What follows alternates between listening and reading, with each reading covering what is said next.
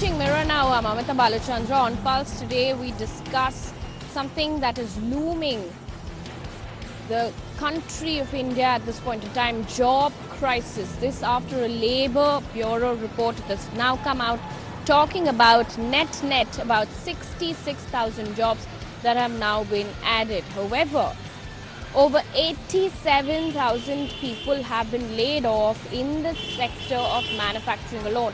What does this mean for people? What does this mean for job aspirants? Over 12 million people who are looking for jobs. We're going to be talking to people later on the show, but also on the show today we have coming up in just a bit.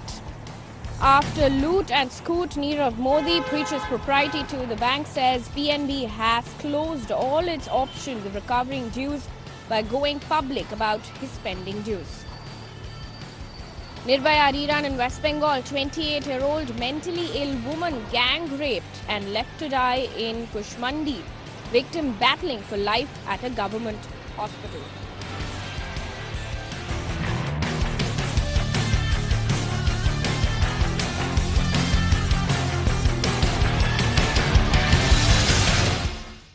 As of 2017, over 18.3 million people were unemployed. Over 12 million people are currently looking for jobs. And the Labour Bureau report now talks about how between April and June, about 66,000 people only have gotten jobs, and that too in over 8 key sectors that have been added. This at a time when what's more worrying is that about 87,000 people have been laid off in the manufacturing sector alone. And this does not restrict to just one sector, which is manufacturing. Several other sectors that are reeling under job crisis at this point. There's IT, restaurants, etc. Several other sectors at this point in time. Several people aspiring for jobs. What do people have to say about this? In fact, we have today a person who was laid off. Let's talk to him and understand just how much is the crisis at this point in time. If you can take us through what happened with you. When were you laid off? What were you told when you were laid off? I was working for MNC based in New Jersey, US, and they started laying off people during 2016 end and January first half. They have openly come out in the media stating that they are going to lay off around 5,000 to 6,000 people. So these are the published reports. But the method they followed was highly illegal and unethical because they wanted to retrench the employees to the extent possible to keep the profit margins, because they have an investor who wants to maintain the profit margin by the company, and that was the root cause of it. On one side, the company was not getting the enough projects, so there was large bench pool available. That means people without any project work were very much on the higher side. And at the same time, the company failed to train those people in keeping with the market demand, like the new technologies, what they say, big data, artificial intelligence and all that. So company failed to keep up the pace, as well as company failed to foresee as to what kind of requirements are likely to come up in the future. So ideally they thought was better way was to just remove the people and hire the people who are already trained in the market. So that could be a much cheaper scenario. So like that, they first HR started calling the people and asking them to resign, and they will give some 2 or 4 months of salary. But then the question was, where do these employees go? Because there are no opportunities in the market. Well, absolutely. I'm going to come to that now. Ever since this has happened, how difficult has it been for you to look for another job? What's happening is, though we are trying through different consultants or the social sites which are available, first thing is there are no opportunities. Second thing, even though if there is any opportunity, generally what's happening is first or two interviews are happening, and after that there is no response from the company. Either the company makes out that these are the people who are laid off from some company, or the chances are the companies where these employees are employed before, they are giving some negative reports about the employee. Say it can be some performance related issue, or they are laid off for some disciplinary action, something like that, which the prospective employee wouldn't know why they are refused to join that company. So there are no reasons given. Only simply they say we are keeping it on hold. We are waiting for the project. The client has not approved. There is no budget, or there are different reasons which they specify. But ideally, out of 10 or 15 applications what we make in a month or so, we get hardly one or two calls. And it is difficult, very difficult to get, because already for that, if we go for the interview, there are 50 people for that interview for a single post. So it is a very tough competition, and there are a lot of people who are just sitting without any job. So then, if you can give us a timeline, how long has it been? And when you were laid off, what were the reasons given to you by your company? Did they even talk about your performance, saying that you've underperformed, which is why they are laying you off? I was working with that company for 4 years. So it is not that I was new to the company or something like that. They haven't given any reason. Neither they gave us anything in writing stating that you have to leave the company.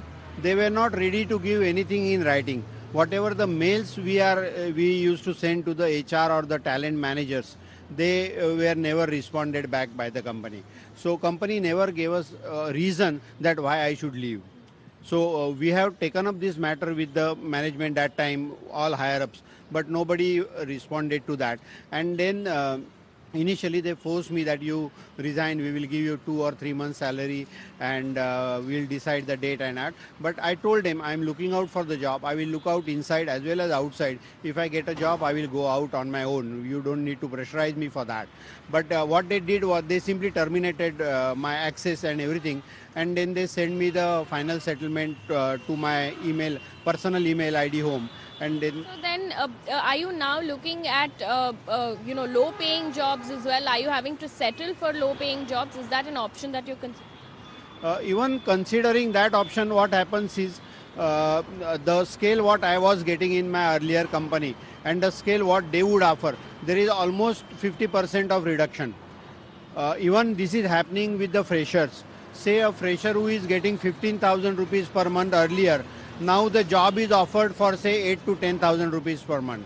This is what is happening in the industry now. So they want to have a very low cost employees to join. They don't want high cost employees to join. And that is what is happening. And particularly this is affecting those who are in say 20 year or 25 years experience, or say 40 to 45 years above, where their salaries were already very high.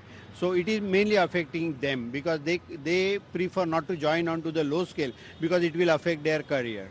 Well, hi, people who are getting a lot of money are being affected. But tell us this now. The reason we're bringing this up on the channel today is because about 11.6 million people are now looking for jobs. About 18 million people currently unemployed. This when the labour report says net addition of just about 66,000 jobs in 8 key sectors. And IT is just one of the sectors we're talking about. How grave is the situation in the IT sector per se? We also heard of reports of how employees are being asked to go out by hiring goons, in fact, within the companies. Is anything like that happen? You have an organization as well. This is happening and situation is becoming very difficult day by day. Being part of the FIGHT organization, which is a forum of IT employees, we are dealing with different people who are coming from different companies within India. So daily we are getting 2 to 3 cases where the HR is calling the employees and telling them that you need to resign tomorrow, or you come for a meeting tomorrow. And then they are calling them in a conference room with the security, HR and some higher ups in the conference room. They are not allowing employees to go out.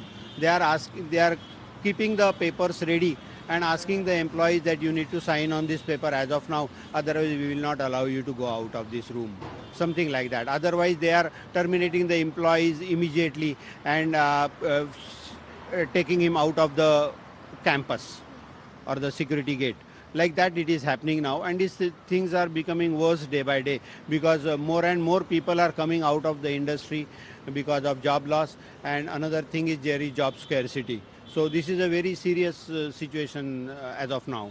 So then what would you like to say to the fact that over 18 million people are currently unemployed and just about 66,000 jobs have been added to 8 key sectors? And when we look at different sectors itself, in each of these sectors, the number of people who've been laid off is much higher than the net addition of what has happened to 8 sectors.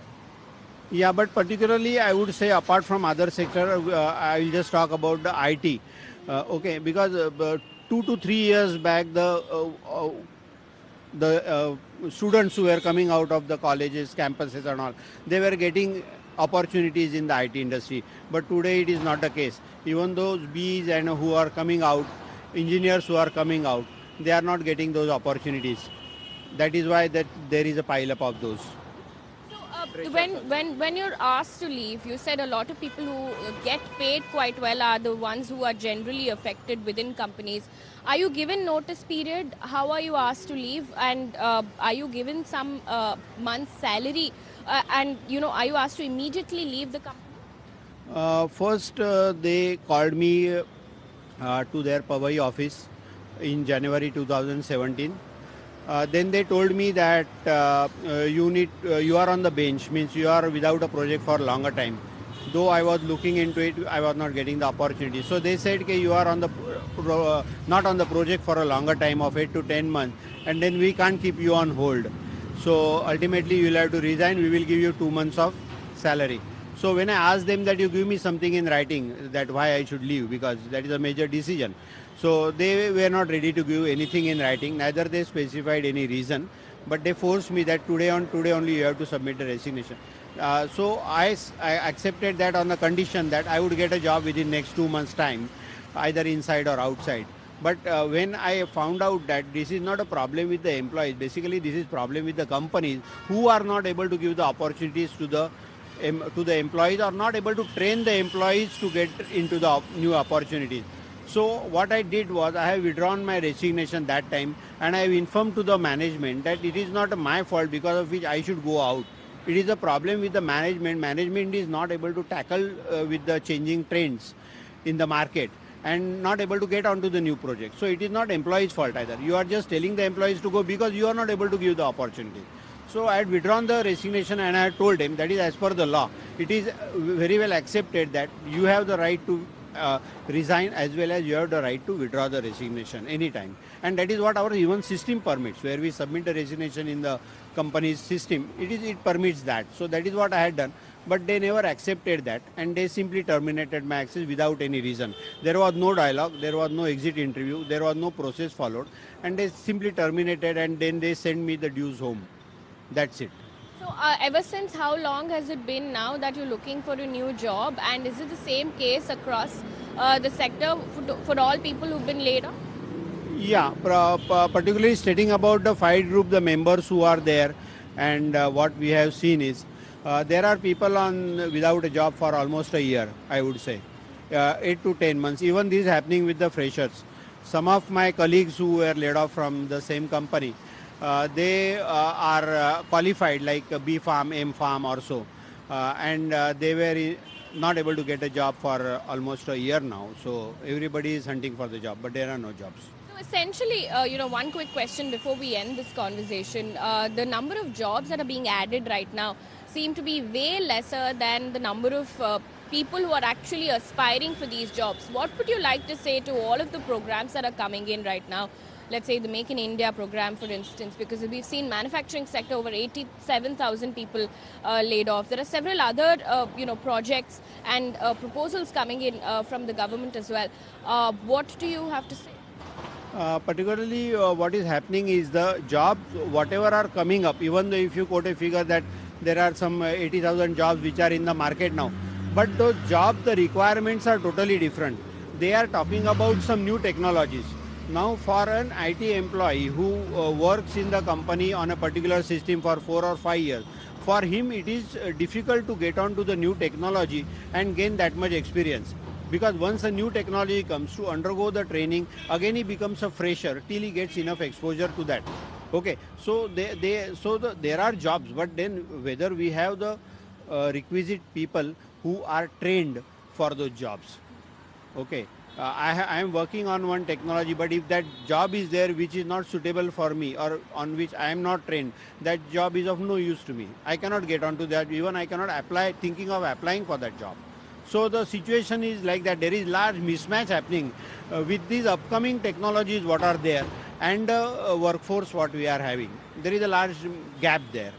Well, a huge disparity indeed, and that seems to be the reality of India at this point in time, where lots of people there who are currently looking for jobs, about 18.3 million people who are unemployed, over 11 million people who are looking for jobs, and the Labour report now says that net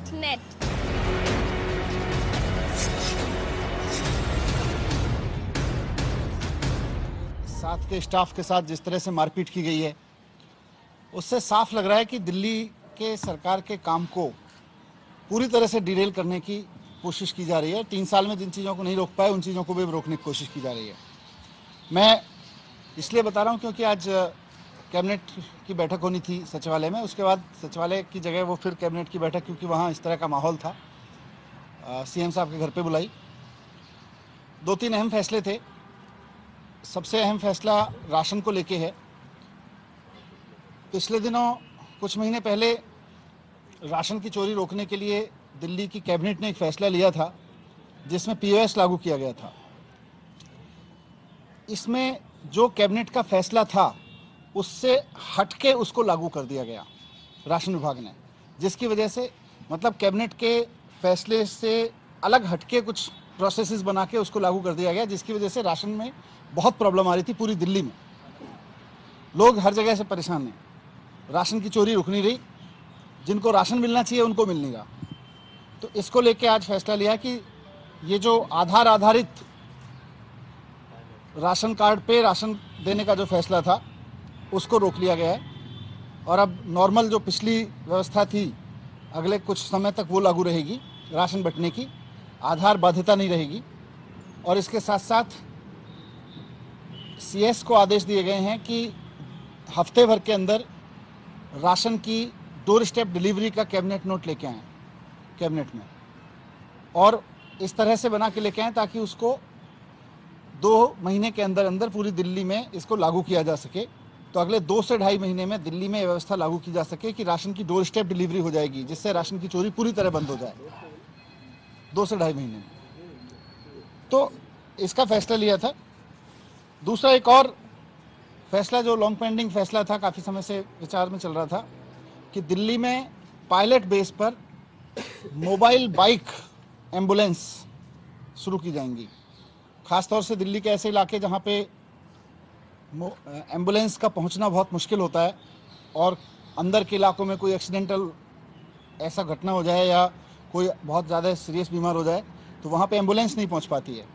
तो ambulance की जगह जो car ambulance है उसकी जगह mobile bike ambulance उसकी व्यवस्था की जा रही है।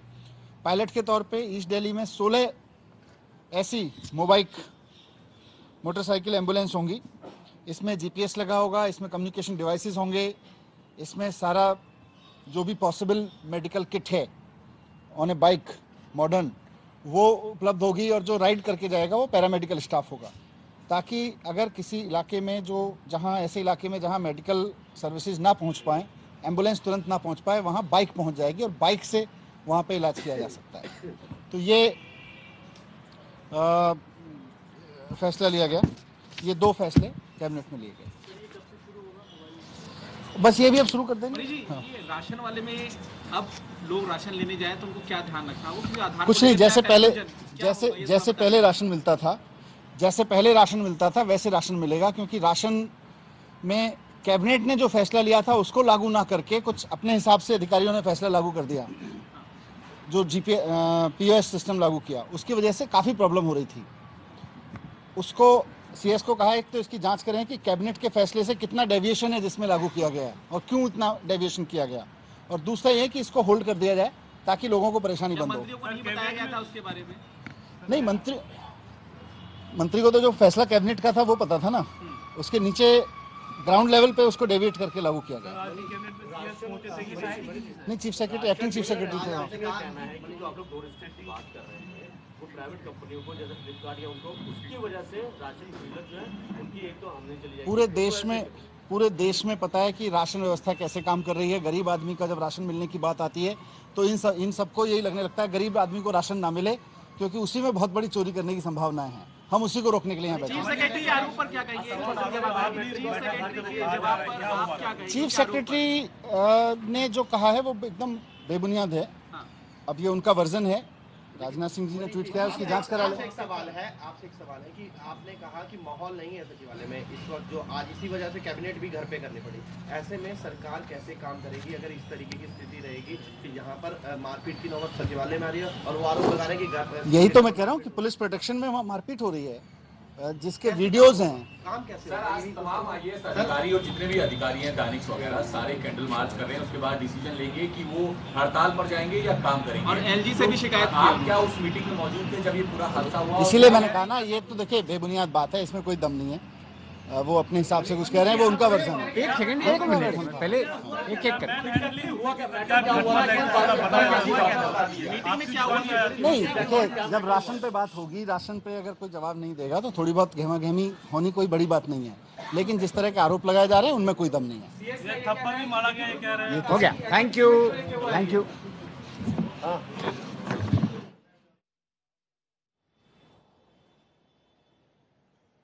Well, that was Manish Sisodia there talking about how Aadhar was the reason why the chaos in Delhi took place.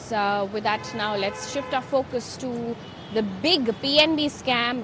Right now, the scam seems to be getting bigger and bigger with every passing day. We understand, of course, that now the scamster has sent a letter to PNB saying that the entire scam is not worth 11,000 crore rupees, as the PNB says. It is much lesser. On 15th, 16th intervening night of these 2 days, February this month, Nirav Modi wrote a letter to PNB officials. He has made certain claims in that. Number one claim is that, first of all, the allegation against him, value-wise, money value-wise, is far more exaggerated. According to him, it's nothing like 11,000 crore rupees. It's 5,000 crore rupee only. And second, he has blamed that PNB, the bank, was overzealous in its attempt to seize all his assets, and now already more than 5,000 crores of his assets are sealed, and that's why he's unable to repay the loans. According to Nirav Modi, if the bank would have waited and listened to him and would have talked to him, he would have easily paid off the entire loan. According to Nirav Modi, the value of his assets is 6,500 rupees, which could have easily paid the loan of more than 5,000 crore rupee. Apart from that, of course, he has blamed the media frenzy as well, that media jumped onto conclusions way too early, and that's why his assets were seized. He also made, another thing which he said, that now that stage has already crossed. Now he can't do anything to repay the loan because his assets are sealed, his properties are sealed. He has also made a request that now some kind of mercy should be shown to him so that he can pay the salaries of 2,200 employees. Talking about the development as far as this letter is concerned, of course, PNB is denying the entire facts given by Nirav Modi. They are saying that no, the value of loan is of course 11,400. That's the average value they are giving. And talking about the FIR lodged against Nirav Modi and his uncle Mehul Choksi in CBI and ED, as far as both the agencies are concerned. Right now we are standing outside CBI office of Mumbai, and this was the exact place where yesterday top officials of Nirav Modi's 5-star group were brought here for the investigation, which included the president of the group, which included the senior executive of the group, which included CFO of the group. All these people were brought here. In the meantime, Mirror now spoke to Nirav Modi's lead counsel in Dubai. Listen in. he is not here. I mean, what prevents him from being in India and facing the trial process and answering? Revocation prevents him. So what prevents him? Revocation prevents him. Passport revocation prevents him. So how can he come to India? You revoke his passport. So how can he travel? So he has his. You want a person to travel, come to India, and you revoke the person's passport. So how will he travel? Please tell me this. Sir, but Nobody is applying his mind. the passport has been revoked because he and his family and everybody known to him went from India to abroad. They have global businesses. They are usually abroad. They have global businesses. They are usually abroad. If one has to run away, why would he run away leaving 5,600 crore in GD2C? So everyone seems to be leaving the common sense into cold storage. Sir, but it is a fact, it is on record that the banks did try to get in touch with him. There is no fact at this moment. There are only allegations. Facts are proved in the court of law. There are no facts. There are only allegations. So what do you intend to? Knows the facts. Court will decide the facts. So what do you intend to do? I mean, you've been engaged as his counsel. What is going to be? We are only waiting for him, and we know what we intend to do. But of course, I'm here to defend my client, and I'll defend him like a rock. So, sir, you are looking to file pleas here in the trial court to get relief? I'm sorry? Are you looking to file pleas here? On that note, we wrap things up here on Pulse. We'll come back with more news and updates.